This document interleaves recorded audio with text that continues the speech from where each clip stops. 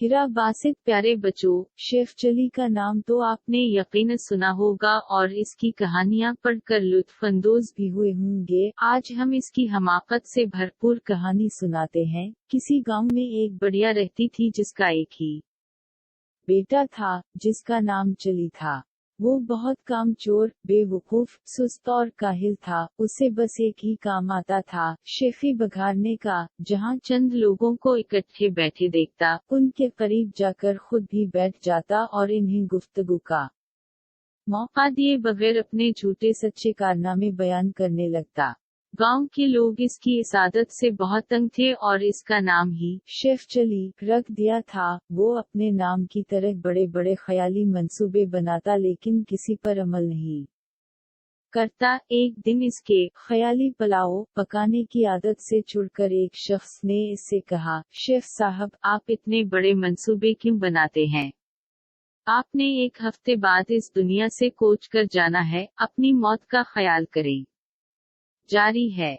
ये सुनना था कि बेवकूफ शेफ चली को एक हफ्ते बाद अपनी मौत का यकीन हो गया और उसने उसकी तैयारी शुरू कर दी। पहले उसने कब्र खिदवाई और उसमें जाकर लेट गया। 6 दिन गुजर गए, कुछ न हुआ। 7वें रोज शेफ चली ने सोचा कि ये उस शख्स के बताए हुए एक हफ्ते का आखिरी दिन है, शायद अब मौत का फरिश्ता आने वाला है।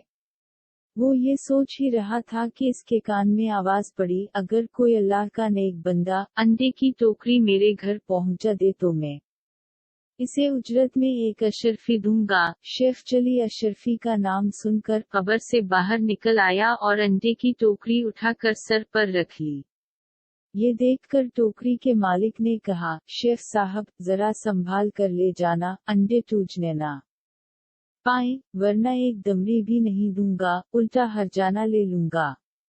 शेफ चली बड़े गुरूर से बोला, मियां साहब, मैं शेफ चली हूँ, कोई छोटा मोटा शख्स नहीं हूँ, पूरा गांव मुझे जानता है। ये कहकर वो अंडे की टोकरी लेकर चल पड़ा। ख्याली पुलाव पकाने की तो आदत थी ही, सर पर अंडों की टोकरी रखकर रास्ता चलते हुए इसकी ज़हनी रूह बहक गई और लगा ख्याली पुलाव पकाने। अंडे पहुंचाने की मजदूरी मुझे एक अशरफी मिलेगी, बड़ी रकम है, इससे मैं मुर्गी खरीदूंगा, वो अंडे देगी, अंडे बेचकर बकरी लूंगा, जो बच्चे देगी, बकरी के बच्चे बेचकर गाय लूंगा, गाय दूध देगी, मेरे बच्चे दूध मांगेंगे तो मैं उनसे कहूंगा, ये लो दूध। इतना कहते हुए उसने टोकरा पकड़े दोनों हाथ हटा लिए, जिसकी वजह से वो जमीन पर गिर पड़ा और सारे अंडे टूट गए। अंडे के मालिक ने जब ये मंजर देखा तो वो आह वाह बका करते हुए बोला, हाय मेरे अंडे। दूसरी तरफ शेफ चली रोते हुए दुहाई दे रहा था, हाय मेरे बच्चे।